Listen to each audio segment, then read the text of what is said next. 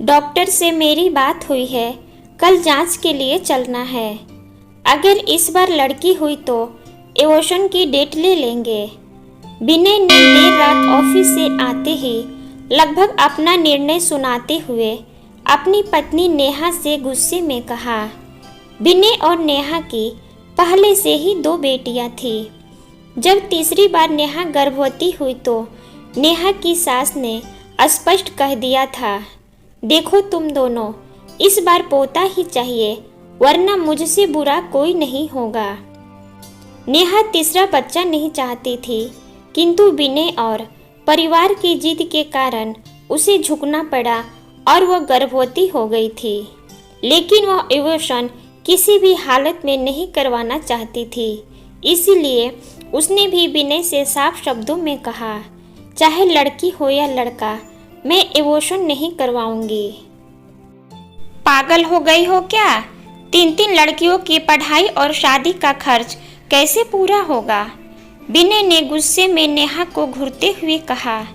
क्यों, लड़का होने पर खर्च कम हो जाएगा? नेहा ने व्यंग कसते हुए हल्की मुस्कान चेहरे पर लाते हुए कहा। लड़के से हमारा वंश चलेगा, बुढ़ापे में हमारा सहारा बनेंगे। विनय ने तर्क दिया। लड़कियों का क्या, दूसरे का वंश चलाएगी, साथ में दहेज भी देना पड़ेगा। अच्छा, जब आपकी दीदी को राष्ट्रीय पुरस्कार मिला था तो किसका नाम हुआ था? मंच से उसके नाम के साथ किसका नाम पुकारा गया था? पिताजी का ही ना, कि उनके ससुराल वालों का? प्रशस्ति पत्र में दीदी के साथ पिताजी की फोटो देखकर आप उस दिन कितने खुश हुए थे।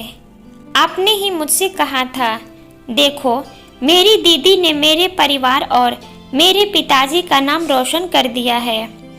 आज हमारे पूरे परिवार को दीदी पर गर्व है। दीदी को जब राष्ट्रपति से पुरस्कार मिला था, उनके साथ पिताजी की तस्वीर हर अखबार में छपी थी, तब आप ही कहा करते थे, हमें नाज है अपने देश की बेटियों पर। और आज आप ही बेटी के जन्म से पहले ही। नेहा ने विनय को 5 साल पहले की बात याद दिलाई। मैं तो अपने दोनों बेटियों से खुश थी, किंतु आपकी जिद के कारण यह बच्चा आया है। अब यह लड़का हो या लड़की, उसे हमें अच्छे मन से स्वीकार करना चाहिए।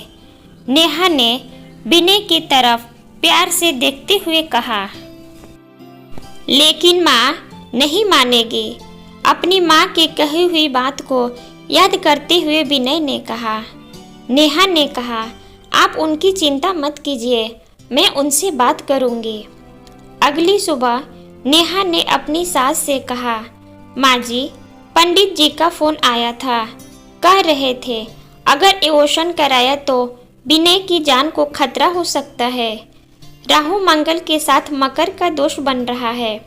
नेहा की बात सुनते ही नेहा की सास घबरा गई। नहीं नहीं, तुम एवोशन नहीं कराओगी, चाहे बेटा हो या बेटी। पंडित जी ने कहा है तो उनसे कहना कि वह इस ग्रह की शांति के लिए पूजा करा दे, ताकि मेरे बेटे के ऊपर से कोई भी बला हो तो वह टल जाए।